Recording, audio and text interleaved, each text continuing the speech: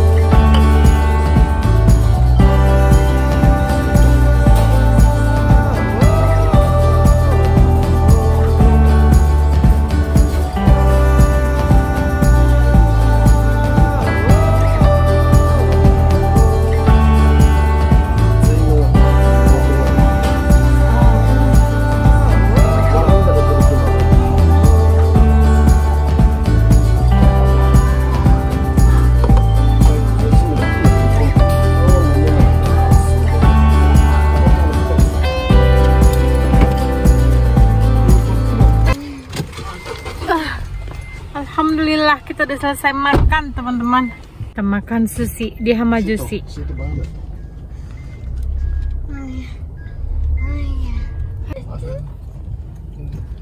Oke guys, kita mau pulang teman-teman.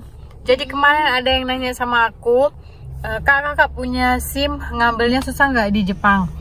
Nah nanti bakal aku bahas blog tentang cara ngambil SIM di Jepang ya guys. Soalnya aku nggak sekolah mengemudi di Jepang guys. Jadi aku cara ngambil di Jepang itu ada 2 cara ngambil SIM. Satu sekolah yang biayanya mahal banget guys. Jadi kalian sekolah terus kalian dapat SIM. Yang satu lagi, kalian itu udah punya SIM dari negara kalian. Kalau kita kan Indonesia ya, dari negara Indonesia. Kalian datang ke Jepang, lalu kalian bisa tukar SIM kalian. Jadi nanti bakal aku bahas bagaimana cara pengambilan SIM Jepang aku ya guys. Kalau aku cara ngambilnya dengan cara menukar SIM Indonesia aku ke SIM Jepang. Tapi kalau seandainya yang satu lagi, yang secara sekolah itu aku nggak sekolah mengemudi, jadi aku nggak tahu caranya. Oke guys, jadi bakal aku bahas nanti ya guys. Guys, hari ini badan aku capek banget, mau ke massage, mau ke tukang urut tapi males. Jadinya aku mau berendam pakai ini deh, yang ada versi fullnya. Ini tuh enak banget tapi cuma versi full, nggak ada yang versi angetnya. Ini mah lucu.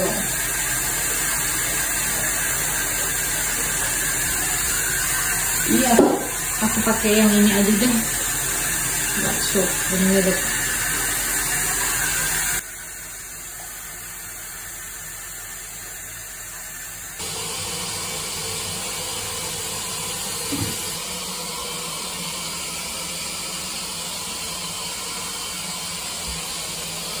Aduh, muka baru bangun tidur, sorry ya, masih bengkak. Ini mah bengkak sekalian bulat ya guys.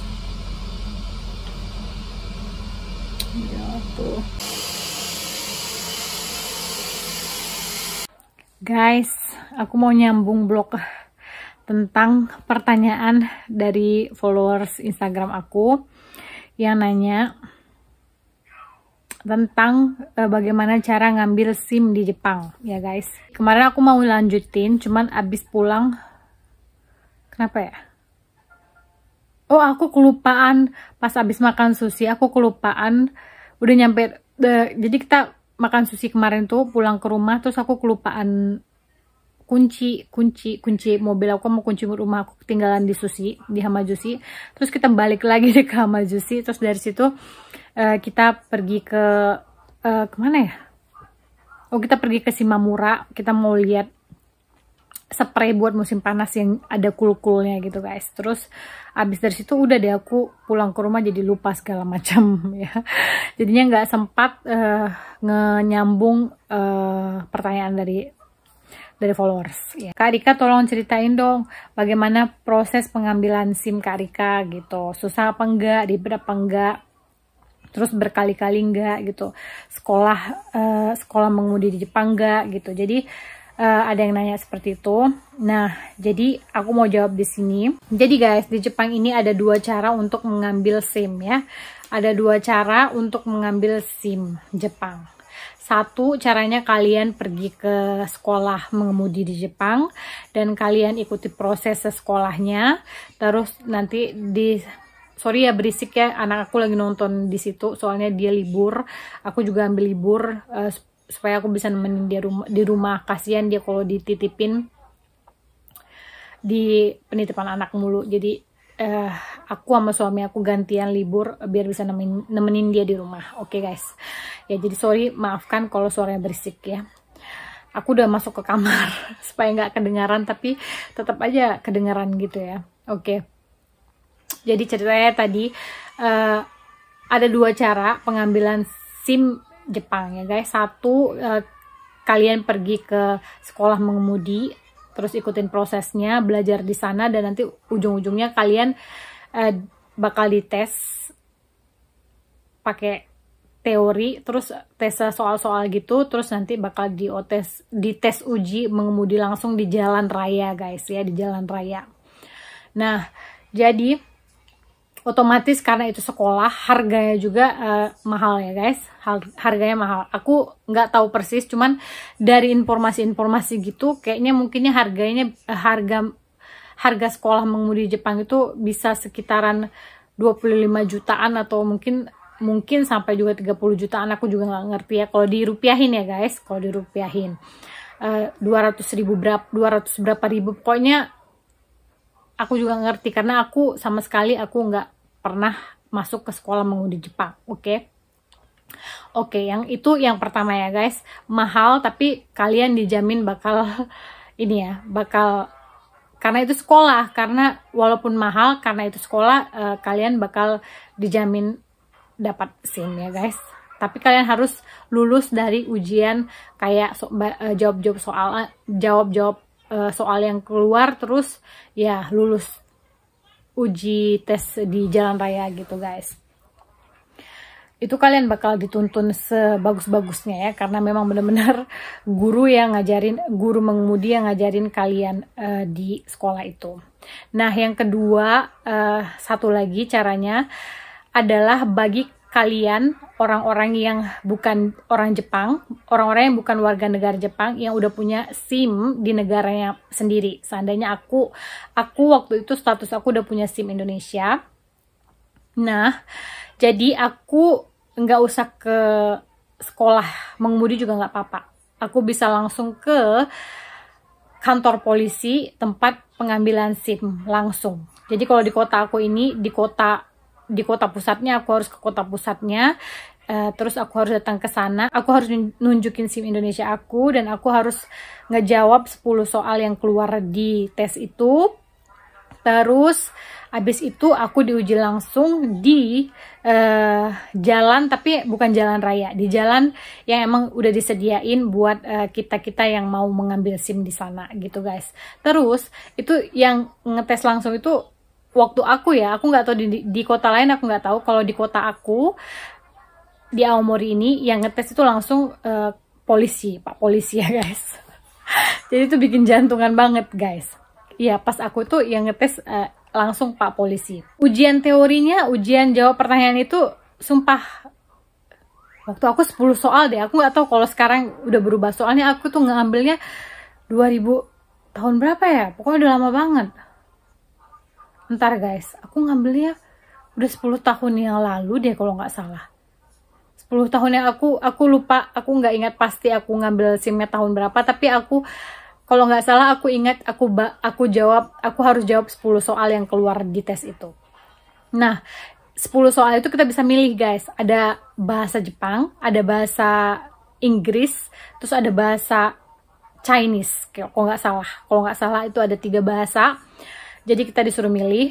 Karena aku nggak pinter-pinter banget bahasa Inggris, aku pilih bahasa Jepang. Nah, bahasa Jepangnya itu tesnya itu ada gambar-gambar gitu guys, kayak gambar stop sign, terus gambar lampu merah, pokoknya gitu-gitu deh. Pokoknya itu harus ini tuh apa, aku juga udah lupa, tapi aku ingat ada gambar-gambar gitu. Itu kalau bagi aku, karena 10 soal gitu, bagi aku kayaknya nggak terlalu susah guys ya, karena kita nyetir, kita tahu kan rambu-rambu di jalan itu. Jadi itu rambu-rambunya muncul di soal itu, dan alhamdulillah kalau soal ngejawab soal itu kayaknya nggak berapa sulit banget. Terus aku lolos ya. Setelah itu aku disuruh turun ke lapangan tempat uji tes mengemudi ya. Di situ udah ada 1 orang Pak polisi yang udah nunggu aku ya guys. Jadi di situ aku disuruh diuji langsung. Nah, pertama kali aku datang ke sana, suami aku, "Kamu mau ikut?" ditanya Pak polisi. Suami aku disuruh duduk di belakang, ya guys. Jadi ini posisi aku nyetir, di sampingnya Pak polisi, di belakang Pak polisi itu suami aku duduk. Terus aku nyetir biasa, ya. Aku dikasih tahu suami aku bagaimana cara sebelum masuk ke dalam mobil sebelum nyetir. Nah, aku tuh harus ngelilingin mobil guys ya. Lihat ngelilingin mobil di depannya, aku lihat kepala mobilnya ke bawah gitu. pokoknya seperti ngeliat gitu, takut-takut di bawah mobil tuh ada kucing, ada anjing gitu. Jadi kita pura-pura harus melihat guys. Terus ke belakang juga, ke ekor mobil, ke ekor bodi mobil juga seperti itu. Lihat di bawahnya nggak ada barang yang nyangkut apa gimana gitu. Pokoknya performance aja guys ya, supaya aman. Soalnya harus seperti itu, ongesa harus kelihatan. Pokoknya harus kelihatan kita itu benar-benar tahu apa sih, tahu tahap-tahap mengemudi gitu deh guys ya. Jadinya aku udah ngelilingin mobil, aku ngeliat bawah mobil aman, terus aku buka pintu mobil dan aku masuk ke dalam mobil. Udah gitu aku mulai nyetir, aku udah lihat kaca spion, aku udah lihat seperti ini, yos gitu ya. Kan udah diajarin sama suami aku ya sebelumnya. Kaca spion juga udah aku benerin, tempat duduk juga udah aku benerin. Harus itu guys, walaupun itu udah cocok sama kita, tapi kita harus benerin karena itu udah dinilai. Kalau kita nggak benerin udah kosong itu nilai kata, udah poin kita udah berkurang ya guys. Jadi pokoknya walaupun udah tepat posisi kaca, kita harus pura-pura ngebenerin ya guys. Bangku kita juga, kursi duduk kita juga seperti itu. Nah jadi udahlah, jalanlah aku, menyetirlah aku. Pas menyetir gitu, apa ya, aku salah apa, aku lupa. Oh, pas mau belok deh. Pas mau belok apa mau tukar posisi jalan gitu, aku salah. Terus aduh, aku ngomong gitu, terus suami aku ngomong harus begini ya, suami aku nyeletus ngomong gitu. Udah langsung Pak Polis nyuruh aku berhenti, Kyowa Kokomade gitu. Hari ini prosesnya sampai sini aja. Jadi aku tuh dinyatakan gugur alias nggak lolos nyetir guys ya. Jadi pokoknya cara ngambil SIM di Jepang itu harus taat peraturan banget.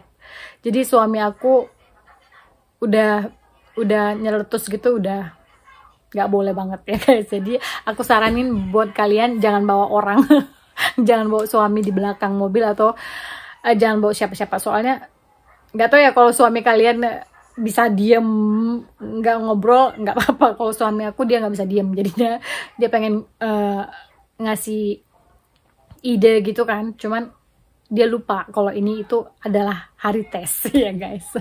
Jadinya seperti itu guys, karena dia kebiasaan ngajarin aku sebelum kita mau ngambil SIM ya.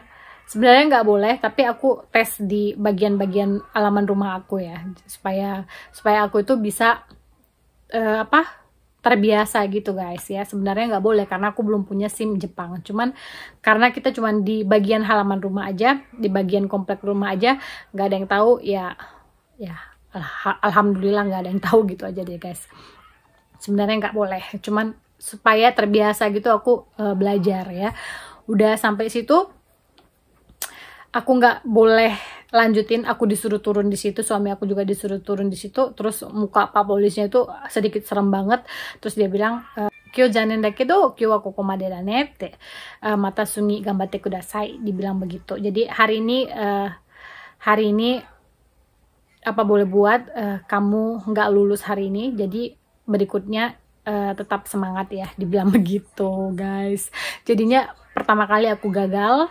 Terus udah selesai tes itu kita disuruh bayar 4.000 berapa ratus deh kalau nggak salah aku tuh, 4.200 apa 4.700, pokoknya waktu itu kurang lebih kalau dirupiahin 500.000 rupiah. Aku nggak tahu sekarang ya udah naik apa masih tetap seperti itu ya. Waktu aku tuh segitu harganya. Sorry aku tukar posisi biar nggak pegel. Jadi yang pertama kali aku datang, aku lulus ujian ngejawab soal, 10 soal aku lulus, tapi aku nggak lulus di ujian mengemudinya. Jadi aku disuruh bayar 4.000 berapa ratus, pokoknya kurang lebih 500.000 rupiah. Dan aku disuruh pulang. Terus aku disuruh datang lagi, bikin schedule buat hari berikutnya. Hari berikut buat tes. Karena aku lulus di bagian jawab soal, maka dari itu berikutnya nanti waktu aku datang kedua kalinya aku nggak perlu ngejawab soal lagi. Jadi aku cuman bayar 4.000 berapa ratus, kurang lebih 500.000 rupiah, terus langsung uji mengemudi di jalan tempat tes itu ya guys. Kedua kali aku datang ke sana, aku disuruh bayar kurang lebih 500.000 rupiah, dan aku nggak ada di tes soal lagi. Terus aku langsung udah ditunggu sama polisi, dan polisinya itu berbeda orangnya sama yang kemarin. Yang ini lebih sedikit friendly gitu guys ya. Terus ya udah, aku bilang aku yang kedua kali yoroshiku onegaishimasu, aku bilang gitu. Terus di kedua kali aku bener-bener detail banget lihat, ngelilingin mobil, ngelihat ke bawah, ngelihat kaca spion, ngelihat kanan kiri, pokoknya ngebenerin kursi aku. Terus jalan, terus aku bisa ngeluarin kecepatan seperti apa yang dikatakan rambu-rambu di jalan itu. Nah, kesalahan aku yang kedua di tes kedua itu, pas parkir aku nabrak tiang. Soalnya sempit banget guys ya, sempit banget. Aku belum pernah, waktu itu aku belum pinter nyetir banget. Jadinya aku kan nggak sekolah mengemudi. Di Indonesia juga aku pinter nyetirnya nggak sekolah. Jadinya itu sempit banget, dan aku nabrak tiang dikit aja guys, dikit aja ya Allah. Pokoknya tiangnya bergoyang dikit aja, tapi udah disuruh turun di situ guys. Jadi itu yang kedua kali. Terus ketiga kali aku datang, udah oke semuanya. Ini Pak polisinya orangnya sama guys ya, orangnya sama yang kedua. Aku bayar kurang lebih 500.000 rupiah lagi, dan aku nggak disuruh ikut ujian pertanyaan gitu, soalnya aku udah lulus yang pertama kali. Jadi aku langsung turun ke bawah, disuruh nyetir lagi, dan Pak polisinya sama Pak polisi yang kedua. Terus di situ aku juga bagus. Tapi di bagian jalan yang huruf S itu, jalan yang seperti huruf S itu, aku nabrak lagi. Aku bukan nabrak, tapi aku nggak masuk gitu. Jadi aku harus mundur dan berulang-ulang gitu. Jadi ujungnya aku nggak bisa lulus lagi yang ketiga. Nah, di situ aku udah mau, ini gila, masa separah ini gitu maksud aku ya. Tapi ternyata emang dari teman-teman aku yang pernah ngambil SIM melalui cara seperti aku itu, emang jarang banget ada orang yang bisa ngambil satu kali itu lolos semuanya. Jarang banget ada orang yang satu kali kesana ngambil SIM bisa pulang langsung bawa SIM. Jarang banget. Kalau emang dia ada, mungkin dia emang bener-bener pengemudi yang baik budi banget ya guys. Atau dia emang udah simulation, udah belajar bener banget bagaimana cara mengemudinya, bagaimana cara polisi-polisi Jepang itu menilai orang yang mau mengambil SIM gitu. Pokoknya jarang banget ada orang yang bisa mengambil, ada orang yang satu kali datang ke sana bisa langsung pulang bawa SIM. Aku ketemu orang Rumania di situ, terus kita temenan di situ. Gara-gara kita ketemu di situ, terus kita temenan, terus aku tanya dia, kamu ini keberapa kali? Dia bilang ini yang ke-9 kali. Dia bilang seperti itu guys, gila nggak? Ke-9 kali. Keempat kali aku datang sama bayar 500.000 rupiah, dan di situ alhamdulillah aku bisa lulus segalanya guys. Finally. Jadi aku ngambil SIM itu 4 kali pergi ke sana. Terus jarak kota pusat dari tempat aku tinggal ini sekitar 2 jaman guys. Jadi 4 kali kita itu ke kota pusat. Terus 4 kali kita bayar kurang lebih 500.000 rupiah. Ya sekitar 2 jutaan gitu guys. Nah itu tuh lebih murah dari kalau kalian ke sekolah mengemudi. Tapi ya resikonya seperti itu guys.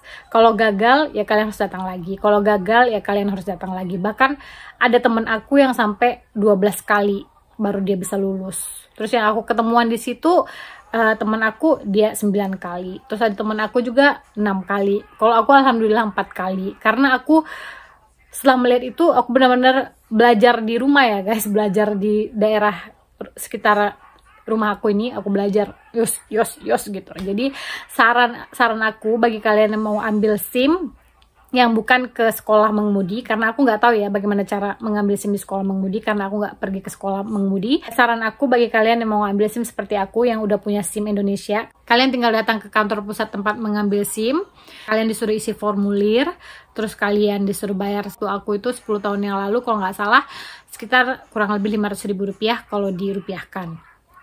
Nah, terus bawa SIM kalian, SIM Indonesia kalian, dengan catatan SIM Indonesia kalian itu harus udah pernah kalian gunakan di Indonesia, minimalis 3 bulan kalian tuh udah pernah mengemudi di Indonesia. Ngerti nggak maksud aku? Jadi kalau kalian bikin terus kalian datang ke Jepang, belum waktu 3 bulan kalian udah ke Jepang, itu nggak bisa digunain guys ya.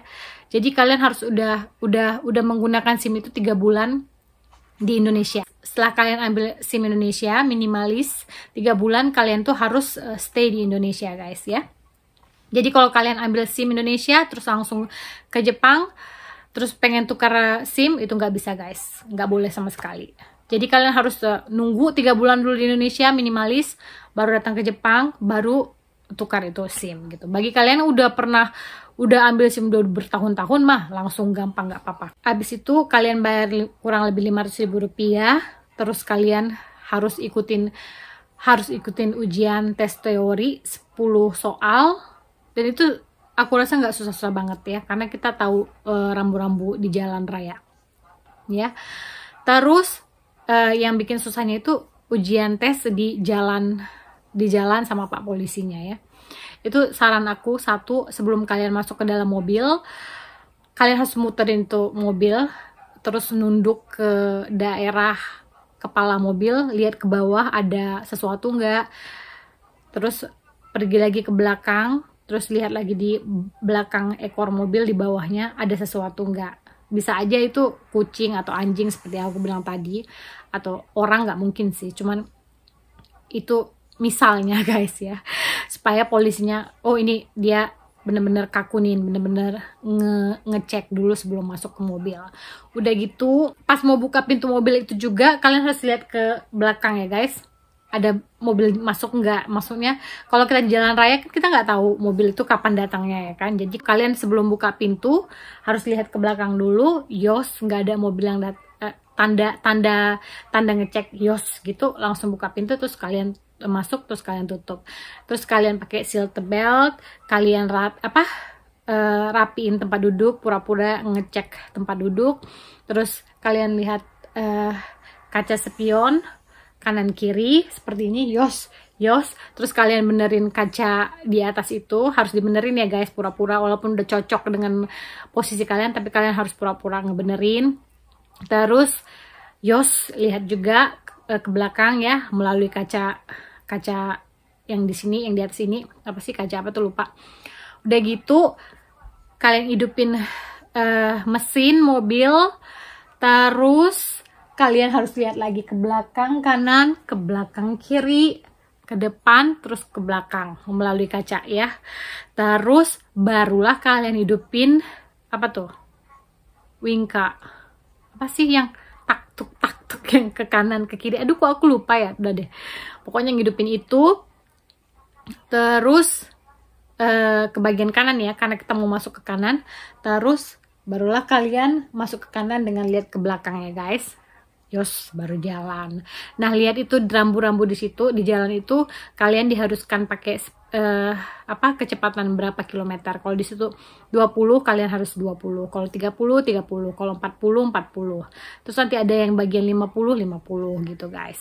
Pokoknya setiap kalian mau masuk ke kanan ke kiri, mau belok ke kanan ke kiri, seperti yang aku bilang tadi, harus kepala kalian tuh harus bener-bener begini guys ya, harus bener-bener begini, memastikan kalian tuh memang bener-bener mengecek jalan di kanan dan jalan di kiri. Oke. Lalu setelah itu di bagian stop sign kalian harus berhenti. Kan kalian bisa lihat tuh stop sign ya guys. Terus kan ada garis jalannya itu, garis line-nya itu. Pokoknya kalian harus punya jarak antara garis line-nya itu sama kepala mobil kalian. Jangan terlalu dekat dan jangan terlalu jauh. Pokoknya kalau garisnya itu udah mulai ketutup, kalau bagi aku ya, udah mulai ketutup sama kepala mobil, aku rasa itu udah cukup bagi aku ya. Jadinya itu kalian harus benar-benar merasakan sendiri dengan apa nih, perasaan kalian deh ya, cara mengemudi. Jangan terlalu jauh, jangan terlalu dekat. Terus di bagian stop sign itu kalian harus berhenti, nginjak rem itu kalian harus berhenti 1, 2, 3. Kalian harus berhenti, kalian harus menghitung 1, 2, 3. Jangan berhenti lihat kanan kiri langsung jalan, itu bakal gugur. Jadi kalian berhenti terus 1, 2, 3, lihat kanan, lihat kiri, belakang, depan, jalan gitu ya guys. Terus begitu juga dengan rel kereta api ya. Kalau kalian mau masukin rel kereta api, kalian juga harus berhenti dan jangan terlalu dekat dan jangan terlalu jauh, sama hitung 1, 2, 3. Terus kalau di situ kalian mungkin harus ngebuka jendela, karena dibuka, harus nurunin jendela dikit. Kalau biasanya kita nggak butuh nurunin jendela, cuman saran aku kalau pas di tes itu kalian harus turunin itu jendela sedikit aja supaya ngedengar suara kereta api. Itu menjadi poin yang bagus kalau bagi aku ya guys. Kalian turunin kaca jendela dikit aja, terus 1, 2, 3 kalian bisa jalan gitu guys ya. Terus pas mau masuk ke jalan Chasenghengko ya. Chasenghengko itu dari jalan sini kalian mau masuk ke jalan sini gitu guys ya. 2 jalur gitu. Itu juga kalian harus benar-benar ngerem, ngidupin wingka, ngidupin apa? Yang lampu cik tik apa tuh ngomongnya tuh, wingka. Nanti aku bakal taruh di sini deh, bahasa Indonesia aku lupa bener sumpah. Ngidupin wingka ke kanan, terus sambil ngerem lagi, lihat ke kanannya, belakang, pakai kepala kalian bener-bener dibelokkan ke sana. Terus barulah kalian masuk ya guys. Baru abis kalian masuk, barulah kalian boleh menginjak gas lagi. Baru kalian boleh menggas lagi guys ya.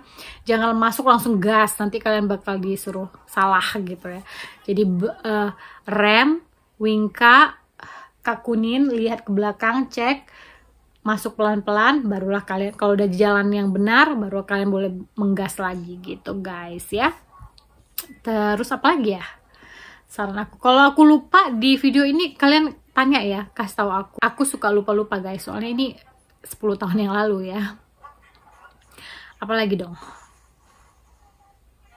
Kayaknya udah deh, kayaknya udah gitu aja sarannya. Terus di bagian markirin, di bagian jalan yang huruf S itu, terus yang begini itu, yang kayak sudut gitu, itu mah pakai feeling ya guys, perasaan masing-masing. Kalau udah cocok, kayaknya cocok. Kalau kurang ya pelan-pelan gitu deh ya. Itu kayaknya kalau nggak badan kita sendiri yang ngemastiin itu susah banget. Berapapun aku kasih tahu saran, kalau kita nggak ngerasain, nggak feeling sendiri ya susah banget aku rasa ya.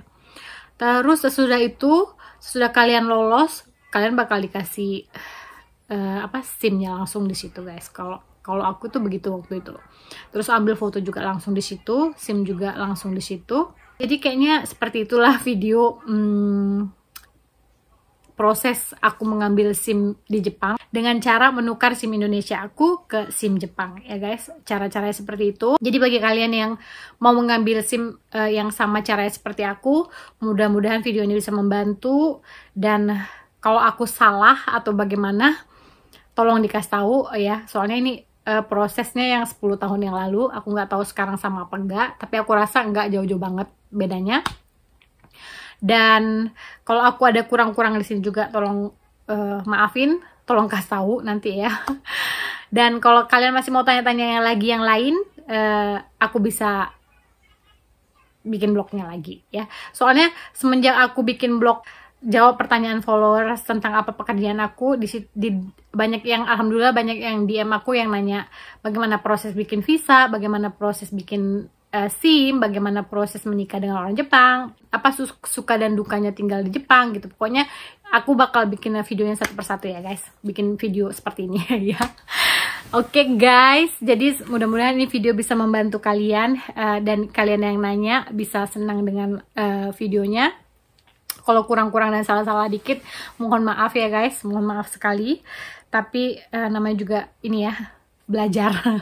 Jadi sampai di sini, nanti aku bakal bikin video yang lain lagi. Dan seperti biasa, kalau masih punya saran dan pertanyaan-pertanyaan, silahkan komen langsung di bawah atau bisa langsung DM aku langsung di Instagram aku ya guys. Oke, terima kasih banyak. Sampai ketemu lagi di video berikutnya. Bye-bye.